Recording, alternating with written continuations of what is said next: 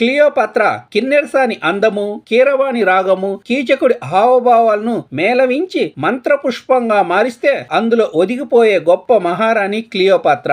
Egypt ప్రజల మన్ననలను అందుకొని సింహాసనంపై శివంగిల విరుచుకుపడి పదవీకాంక్షతో ప్రత్యర్థుల తలపాగలతో పాటు తలలనే తెగటార్చటం ఈ వనితకు వెన్నతో పెట్టిన విద్య. రాణివాసాన్ని రతీదేవి క్రీడాస్థలంగా మార్చి కామోపభోగాల్లో క్రీడిస్తూ పైచాచిక ఆనందాన్ని అనుభవించేది. పదవీ వ్యామోహంతో తోబుట్టువులను నరికి చంపించింది. సొంత తమ్ముళ్లను పెళ్లాడి ఈజిప్ట్ సామ్రాజ్యాన్ని ఏకఛత్రాధిపత్యంతో పరిపాలిస్తూ శత్రుమూకలను చీల్చి చెండాడుతూ ఉండేది. ప్రపంచ చరిత్రలో సువర్ణ అక్షరాలతో తనకంటూ కొన్ని పేజీలు లిఖించబడేలా ధైర్య సాహసాలను చూపించింది. ఎందరో మహానుభావులైన రసజ్ఞులకు రమణీయ రసజరిని రుచి చూపించడంలో రతీదేవిని మించిన కళా పోషణను కైవసం చేసుకున్న ఈ స్త్రీ చెప్పిందే శాసనం, చేసిందే చట్టం. పగ, ప్రతీకార వాంఛ, కర్కోటక కామం మనిషి రూపం ధరిస్తే క్లియోపాత్రలా ఉంటుందని చరిత్రకారుల శాసన శిలాఫలకాలు చెబుతున్నవి. ఇలాంటి రాణి గురించి ఇంకెన్నో విశేషాలు ఈ వీడియోలో చూద్దాం. Welcome to my channel.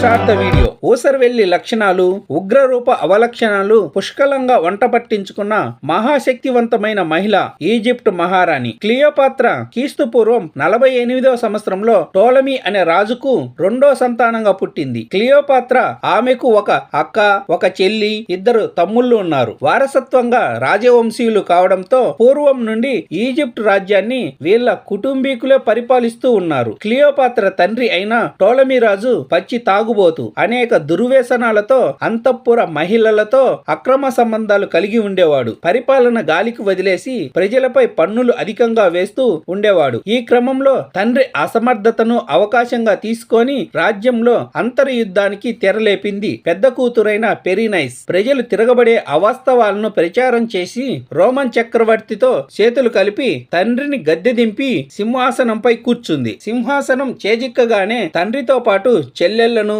తమ్ముళ్లను జైల్లో పెట్టించింది. తండ్రి జైలు నుండి తప్పించుకుంటే అత్యంత ప్రమాదం అని గుర్తించి 7 అంచెల భద్రతా వలయంలో రోమన్ చక్రవర్తి ఆధీనంలో ఉన్న బందీఖానాలో పెట్టించింది. పదవీకాంక్ష, పైశాచికత్వం మితిమీరిపోయేలా ప్రవర్తించసాగింది పెరినైస్. ఈమె పరిపాలన నచ్చని మంత్రులు, సామంతరాజులు ఇంకా అనేక రాజాధికారులు రోమన్ చక్రవర్తి అయిన జూలియస్ సీజర్ తో చేతులు కలిపి ఈజిప్ట్ పై యుద్ధం ప్రకటించేలా ప్రేరేపించారు. ఆ యుద్ధంలో పెరినైస్ చిత్తుగా ఓడిపోయింది. అతి భయంకరమైన ఆ యుద్ధంలో రోమ్ సైన్యానికి చిక్కితే చంపేస్తారు అని తెలిసి తన సహచరులతో ఈజిప్టును వదిలి పారిపోయింది. యుద్ధంలో గెలిచిన రోమ్ చక్రవర్తి జూలియస్ సీజర్ ఈజిప్ట్ రాజ్యం తన ఆధీనంలో ఉండేలా ఆ రాజ్యానికి మళ్ళీ టోలమీని రాజుగా చేశాడు. ఇప్పుడు ఈజిప్ట్ మొత్తం రోమన్ చక్రవర్తి చెప్పు చేతల్లో ఉంది. సింహాసనంపై కీలుబొమ్మల టోలమీ రాజు ఉన్నాడు. తన అధికారాన్ని, అంగబలాన్ని ఉపయోగించి తనను మోసం చేసిన పెద్ద కూతురైన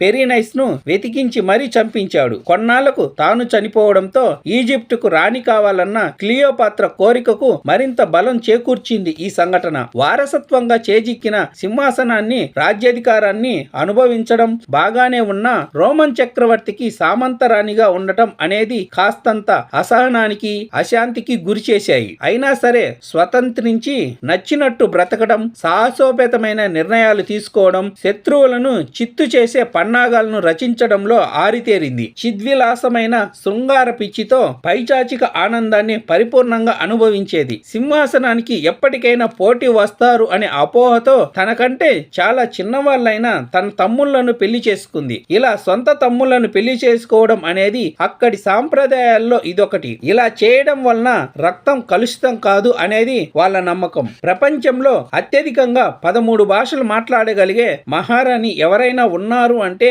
అది క్లియోపాత్ర ఒక్కరే. అందంపై అత్యంత మక్కువ, విపరీతమైన వ్యామోహం, ఉన్న అందాన్ని 1000 రెట్లు ఇనుమడింపజేయడానికి ఎన్నో రకాల పరిశోధనలు చేయించింది. ప్రతిరోజు గాడిద పాలు, తేనెతో స్నానం చేసేది. అలా చేయడం వలన చర్మం ముడతలు పడకుండా కాంతివంతమైన నిగారింపుతో ఉంటుంది. ఎప్పుడు విపరీతమైన కామకోరికలతో పరితపిస్తూ ఉండేది. నచ్చిన మగాళ్లతో కామకోరికలను తీర్చుకొని వాళ్లను చంపించేది. ఒకేసారి 10-12 మందితో శృంగారంలో పాల్గొనేది. ఇటువంటి అవలక్షణాలు అనేకం ఉన్నవి. అర్ధనగ్నపు సొగసులతో అరవిరిసిన అందాన్ని ఎరగా వేసి అవతల వ్యక్తిని లొంగదీసుకోవడంలో ఆరితేరింది అంతఃపుర మహారాణి క్లియోపాత్ర. వలపు పన్నాగాలతో వలువజార్చి వరించినట్టు నర్తించి ఆవలి వ్యక్తిని వశపరుచుకోవడంలో తనకు తానే సాటి. అందాన్ని ఎప్పటికప్పుడు కాపాడుకోవడానికి రకరకాల తైలాలను వాడేది. వాటిని తయారు చేయడానికి ఒక ఫ్యాక్టరీనే పెట్టింది. అందులో వందలాది మంది పగలు రేయి పరిశోధనలు చేసి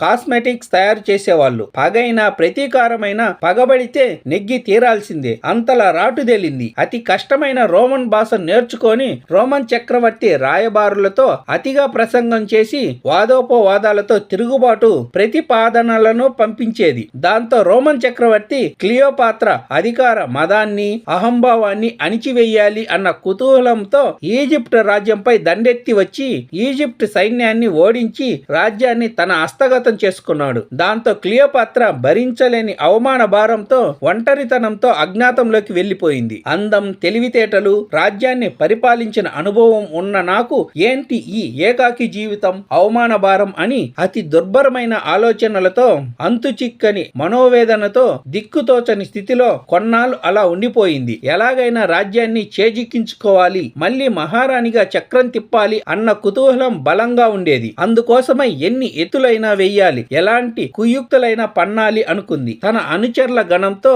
అరగదీసిన మోదుగు చెట్ల గంధాన్ని, సువాసన వెదజల్లే పరిమళాల పుప్పొడితో ఒక అందమైన కాంతివంతమైన తివాచిని చేయించింది. అందులో నగ్నంగా పడుకొని దాన్ని ఎలాగైనా రోమన్ చక్రవర్తి జూలియస్ సీజర్ దగ్గరికి చేర్చమంది. అతి భయంకరమైన భద్రతా వలయాన్ని దాటుకొని అనుచర గణం ఆ తివాచిని రోమన్ చక్రవర్తి ఉండే ఆంతరంగిక మందిరానికి తీసుకువెళ్లి ఆయన కాళ్ళ దగ్గర పెట్టారు. అందులో నుంచి బుసలు కొట్టే పాములాగా అత్యంత లావణ్యపు మణి మకుటాల శృంగారపు యువతి లేచి నిలుచుంది. నగ్నంగా ఆ సౌందర్య రాశిని చూసేసరికి జూలియస్ సీజర్ కు మతిపోయింది. చూపు మరల్చుకోలేక ఒళ్ళంతా కన్నులు చేసుకొని ఆతృతతో ఆవేశంగా ఆ అందాల అమృత భాండాన్ని ఆరగిస్తూ అదో రకం మైకంలో ఓలలాడుతూ అలా ఉండిపోయాడు. చాలా సమయం తర్వాత తేరుకొని మాలోకం నుంచి మామూలు మనిషై ఎవరు నువ్వు, ఇంతటి భద్రతా వలయాన్ని ఛేదించుకొని ఎలా రాగలిగావు అని అడగగా రాజతంత్రంతో మాయా విలాసమైన కుతంత్రపు ఎత్తులతో అని చెబుతూనే నా ధన మాన ప్రాణాలు నీకు అర్పిస్తున్నాను మహారాజా.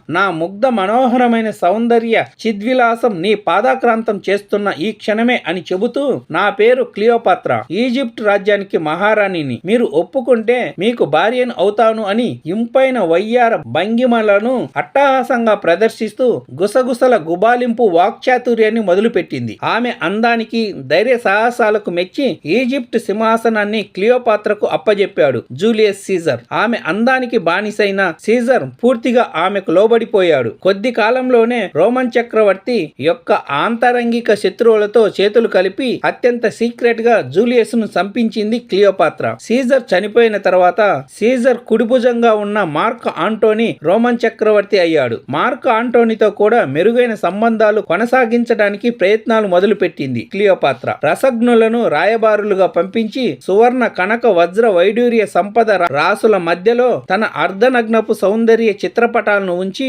బహుకరించింది. ఆ చిత్రపటాల సౌందర్య చింతామణులను చూసేసరికి విరహాగ్ని జ్వాలల్లో చిక్కుకున్నాడు మార్క్ ఆంటోనీ. ఆమె సాన్నిధ్యం కోసం పరితపించిపోయేవాడు. ఇదే అదునుగా భావించి రాజ లాంఛనాలతో క్లియోపాత్ర ఆంటోనీని సమీపించింది. ఒంటి మీది వలువలు జారిపోయే వయ్యారం వలికించే రసభంగిమ దుశ్చర్యలు మొదలుపెట్టింది. కామోపభోగాల కలికితురాయి హావభావాలతో వశపరుచుకుంది. ఆడది తలుచుకుంటే రాజ్యాలే కూలిపోతాయి అనే నానుడి బహుశా క్లియోపాత్ర లాంటి వీర వనితలను ఆధారితం చేసుకొని పుట్టి ఉంటది. రెండోసారి అధికారాన్ని చేపట్టిన క్లియోపాత్ర మరింత బలవంతమైన మహాశక్తిగా స్థిరపడిపోయింది. ఇంతవరకు చరిత్రలో నాణ్యాలపై రాజుల ముద్రలే ఉండేవి, కానీ మొట్టమొదటిసారిగా రాణుల ముద్రలు మొదలైంది క్లియోపాత్ర రాచరికం వల్లనే. రోము సామ్రాజ్య చక్రవర్తి మార్క్ ఆంటోనీ చనిపోయాక అధికారాన్ని చేజిక్కించుకున్న మరో చక్రవర్తి క్లియోపాత్ర మోసపూరిత పన్నాగాలకు లొంగకుండా యుద్ధంలో ఆమెను ఓడించి